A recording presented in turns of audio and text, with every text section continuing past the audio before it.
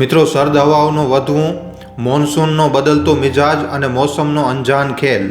શું તમે વિચારી શકો છો કે પ્રકૃતિનો આ રહસ્યમય ચક્ર, જેને આપણે લા નીના કહીએ છીએ, એ વર્ષ 2025માં ભારતને કેટલો પ્રભાવિત કરી શકે છે?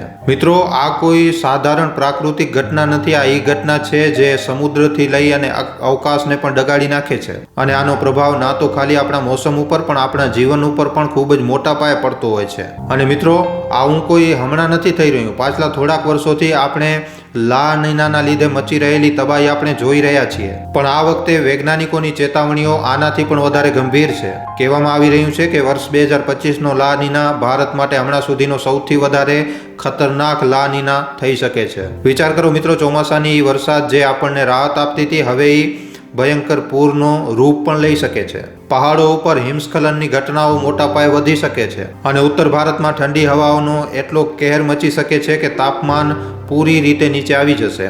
ખેડૂતોના ખેતરો પૂરી રીતે બરબાદ થઈ શકે છે. અને પાક જે ક્યારેક આપણી થાળીમાં આવતો હતો, હવે એ પૂરી રીતે બરબાદ થઈ શકે છે. અહીંયા સવાલ એ છે કે શું આપણે આ તબાહી માટે તૈયાર છીએ? શું આપણો દેશ આટલા મોટા બદલાવનો સામનો કરી શકશે? મિત્રો, આ સમયે ખાલી જાણવાનું નહીં પણ સમજવાનું અને સતર્ક રહેવાનું છે. આજના આ વિડીયોમાં આપણે જાણીશું કે આ લા નીના કેવી રીતે કામ કરે છે. અને ખાલી આ એક મોસમીય ઘટના નથી, પણ આ એક સંભવિત પ્રાકૃતિક આપદા છે.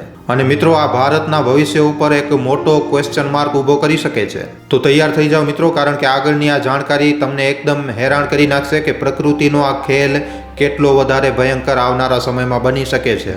મિત્રો, વિડીયો ખૂબ જ ખાસ છે, માટે વિડીયોને છેલ્લે સુધી જોવા તેમજ લાઇક અને શેર કરવા ખાસ વિનંતી. અને જો તમે આ ચેનલ ઉપર પહેલી વાર આવ્યા છો તો હમણાં જ ચેનલને સબસ્ક્રાઇબ કરી લેજો. તો ચાલો આજનો આ મહત્વપૂર્ણ વિડીયો શરૂ કરીએ. તો મિત્રો, સૌથી પહેલા આપણે જાણીએ કે આ લા નીના શું છે. વિચારો મિત્રો, એક વિશાળ મહાસાગર જેની ગહેરાઈમાં કંઈક એવું સંતાયેલું છે જે આપણા મોસમના ચક્રને પૂરી રીતે બદલી નાખશે. લા નીના કોઈ સાધારણ ઘટના નથી. આ પ્રકૃતિની એક ખૂબ જ મોટી ચાલ છે જે આખા ગ્લોબલ પ્લેનેટને ઉલટપુલટ કરી શકે છે. જ્યારે પ્રશાંત મહાસાગરનો તાપમાન સામાન્યથી નીચે ચાલ્યો જાય છે, ત્યારે આ અદૃશ્ય તાકતને લા નીના કહેવામાં આવે છે. પણ મિત્રો, આનો મતલબ ખાલી ઠંડો પાણી નથી. આ આખા મોસમીય તંત્રને એક એવો મોટો ઝટકો આપે છે જેની ગૂંજ હજારો કિલોમીટર દૂર સુધી સંભળાય છે. આનું નામ ખૂબ જ નાનો છે, પણ મિત્રો, આનો પ્રભાવ કોઈ દૈત્યથી ઓછો નથી. આ ગ્લોબલ વોર્મિંગ અને ક્લાઇમેટ ચેન્જની ખતરનાક ગુથીઓમાં એક પરત જોડી નાખે છે. પ્રશાંત મહાસાગરમાં ઘટનારી આ ઘટના વરસાદ અને સૂકાનો સંતુલન બગાડી શકે છે. દુનિયાના અલગ અલગ હિસ્સાઓમાં ભયંકર પૂર, વગર મોસમે વરસાદ અને કેટલાક વિસ્તારોમાં સૂકો લાવી શકે છે. ભારત માટે આ લા નીના એક ખૂબ જ નાનું નામ છે, પણ એક મોટા ખતરાની નિશાની છે. આ ખાલી વરસાદનો ખેલ નથી. આ કિસાનોની આજીવિકા, ફસલોનો ભવિષ્ય અને દેશની આર્થિક સ્થિરતા ઉપર ખૂબ જ મોટો હુમલો કરી શકે છે. મોન્સૂન જે ભારતની જીવન રેખા છે, આ ઘટનાના કારણે અરાજક બની શકે છે. શું થાય જો વરસાદ એટલી પડી જાય કે નદી નાળામાં એકદમ પૂર આવી જાય, ગામોના ગામ, શહેરોના શહેરો ડૂબી જાય? અને જો કેટલાક વિસ્તારોમાં વરસાદ જ ના આવે તો શું થશે? આ બે ધ્રુવી અસર જ લા નીનાને સૌથી વધારે ખતરનાક બનાવે છે. આ ઘટના ખાલી ભારત સુધી સીમિત નથી રહેતી. આની લહેરો પૂરેપૂરા વૈશ્વિક વાતાવરણને પ્રભાવિત કરે છે. અમેરિકામાં સૂકો, ઓસ્ટ્રેલિયામાં પૂર અને એશિયામાં પૂરી રીતે અરાજક મોસમ. લા નીનાનો જે છાંયડો છે એ બધી જગ્યાએ છે મિત્રો.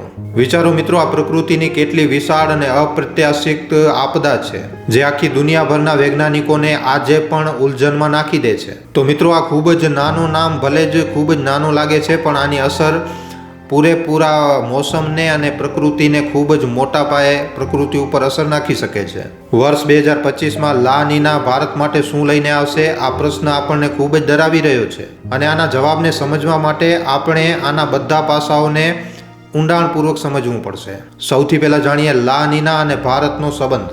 ભારતમાં લા નીના કોઈ સાધારણ મોસમીય ઘટના નથી, પણ આ એક પ્રાકૃતિક તાકાત છે જે હરેક ક્ષેત્ર, મોસમ, કૃષિ અને આપણા જીવનને ખૂબ જ મોટા પાયે પ્રભાવિત કરી શકે છે. આ એક ખામોશ તુફાનની જેમ છે જે ધીરે ધીરે આવે છે અને એટલી મોટી મુસીબતો ઊભી કરી નાખે છે જેની સામે લડવું એકદમ નામુમકિન બની જાય છે. નંબર 1, ચોમાસા ઉપર અસર. લા નીનાના કારણે ચોમાસાનો જે પ્રભાવ હોય છે એ અપ્રત્યાશિત રૂપથી પૂરી રીતે બદલી જાય છે. વર્ષ 2025માં વૈજ્ઞાનિકોનું માનવું છે કે લા નીનાના કારણે ચોમાસું જરૂરતથી વધારે સક્રિય થઈ શકે છે. હવે મિત્રો, આ સાંભળવામાં તો ખૂબ જ સારું લાગે છે કે વરસાદ વધારે પડશે, પણ મિત્રો શું થશે જ્યારે આ વરસાદ જે છે એ જરૂરિયાતથી વધારે થશે? નદીઓ તળાવો એકદમ ઉફાન ઉપર આવી જશે, ગામો અને શહેરો ડૂબી જશે અને ભયંકર પૂરોનો સિલસિલો ચાલુ થઈ જશે. ખાસ કરીને અસમ, બિહાર અને બંગાળ જેવા ક્ષેત્રો જે પહેલાથી જ પૂર માટે ખૂબ જ વધારે સંવેદનશીલ છે અને લા નીનાના ચાલતા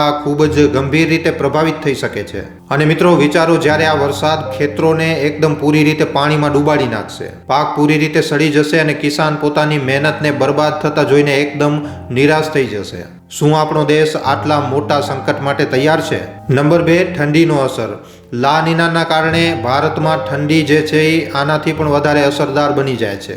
ઉત્તર ભારત જે પહેલાથી જ ખૂબ જ ભયંકર ઠંડી અને બરફીલી હવાઓનો સામનો કરે છે.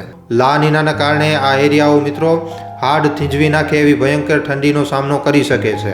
કલ્પના કરો, જ્યારે પારો જે છે એ શૂન્યથી પણ નીચે આવી જાય અને ઘરોની અંદર રહેવું પણ એકદમ મુશ્કેલ થઈ જાય. ભયંકર ઠંડીના કારણે પૂરી રીતે જનજીવન જે છે એ એકદમ થંભી જાય. તો મિત્રો આ કોઈ સાધારણ વાત નથી, આ લોકોના જીવ ઉપર બની શકે છે. ખાસ કરીને કમજોર વર્ગ અને વૃદ્ધ માણસો જે ઠંડીથી બચવાના પ્રયાસ કરતા હોય છે, જે ઠંડીથી બચવાના સાધન ભેગા નથી કરી શકતા, એમના માટે આ ખૂબ જ વધારે ખતરનાક થઈ શકે છે.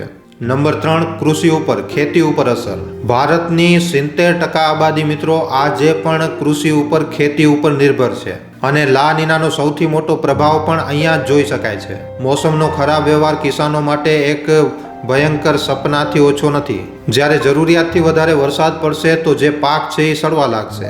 ધાન્ય અને શેરડી જેવી ફસલો ભલે જ પાણીને સહન કરી લેશે, પણ ઘઉં, દાળ અને શાકભાજી ઉપર આનો અસર ખૂબ જ મોટા પાયે થશે. ખાલી પાકનું બરબાદ થવું જ નહીં, પણ જલભરાવ અને માટીના કટાવથી કૃષિ ભૂમિની ઉપજાઉ ક્ષમતા પણ ખૂબ જ મોટા પાયે ઓછી થઈ શકે છે. અને આવી રીતે મિત્રો આવી પરિસ્થિતિમાં જે ખેડૂત છે એ કર્જાના દબાવમાં આવી જશે. ખેડૂતોની આજીવિકા ખતરામાં પડી શકે છે અને આપણા આખા દેશમાં ખાદ્ય સંકટની પરિસ્થિતિ પણ ઉત્પન્ન થઈ શકે છે. લા નીનાનો અસર ભારત માટે ખાલી એક મોસમીય ઘટના નથી. આ એક એવો સંકટ છે જે ધીમે ધીમે પૂરેપૂરા દેશની વ્યવસ્થાને ડગાડી શકે છે. તેજ મોન્સૂન, સામાન્યથી વધારે ઠંડી અને કિસાનોની સમસ્યાઓ, આ બધી સમસ્યાઓ મળીને એક એવો ભયંકર ચક્રવાત બનાવી શકે છે જેનાથી ઉભરવું ખૂબ જ વધારે મુશ્કેલ બની જશે. તો શું આપણે વર્ષ 2025માં આવનારા ખતરાનો સામનો કરવા માટે આપણે તૈયાર છીએ કે આપણને પહેલાથી જ સાવધાન થઈ અને આની તબાહીને ઓછી કરવાના ઉપાય ગોતવા જોઈએ? આ પ્રશ્ન મિત્રો ડર પેદા કરે છે, પણ આનો જવાબ આપણા ભવિષ્યની દિશાને નક્કી કરશે. હવે વાત કરીએ વર્ષ 2025માં આના સંભવિત પ્રભાવ. નંબર 1, કૃષિ અને ફસલ ઉત્પાદન. ભારે વરસાદના કારણે ધાન્ય અને શેરડીની ફસલોને ફાયદો થઈ શકે છે, પણ અધિક વરસાદ અને પૂર ઘઉં અને દાળની પેદાવાર ઉપર ખૂબ જ મોટા પાયે પ્રભાવ નાખી શકે છે. સિંચાઈની આવશ્યકતા ઓછી થઈ શકે છે, પણ જલભરાવ કિસાનો માટે ખૂબ જ મોટી સમસ્યાને ઉત્પન્ન કરી શકે છે. નંબર 2, જલ સંકટ અને પૂર. થોડાક વિસ્તારોમાં જલ સંકટ ઓછો હશે કારણ કે પાણીની ભરપૂર ઉપલબ્ધતા હશે, પણ આસામ, બિહાર અને બંગાળ જેવા ક્ષેત્રોમાં ભયંકર પૂરનો ખતરો વધી શકે છે. નંબર 3, સ્વાસ્થ્ય સમસ્યાઓ. વધારે વરસાદના લીધે શરદી, ખાંસી, બુખાર અને મલેરિયા જેવી બીમારીઓ વધી શકે છે. પાણીથી જોડાયેલી બીમારીઓનો ખતરો ખૂબ જ વધારે રહેશે. નંબર 4, વીજળી ઉત્પાદન અને ઉર્જા સંકટ. હાઇડ્રો પાવર ઉત્પાદનમાં વધારો થઈ શકે છે, પણ અત્યાધિક ઠંડી અને બરફબારીના કારણે ઉત્તર ભારતમાં વીજળી આપૂર્તિ પૂરી રીતે પ્રભાવિત થઈ શકે છે. નંબર 5, આર્થિક પ્રભાવો. કૃષિ ક્ષેત્રમાં ઉતાર ચઢાવના કારણે ખાદ્યની વસ્તુઓમાં તેજી આવી શકે છે. પૂર અને પ્રાકૃતિક આપદાઓના કારણે સરકારી રાહત કાર્યો ઉપર દબાવ વધી શકે છે. લા નીના એક પ્રાકૃતિક ઘટના જે પોતાની સાથે થોડાક ફાયદા તો લઈને આવે છે, પણ મિત્રો આના નુકસાન આખી તસવીરને બદલી નાખે છે. લા નીનાની આ ઘટના આપણા જીવનમાં અમુક સકારાત્મક પરિણામ તો લાવી શકે છે. આ ઘટના આપણા જીવનમાં સકારાત્મક બદલાવ પણ લાવી શકે છે, પણ આની વિનાશકારી સંભાવનાઓને ભૂલવું ન જોઈએ.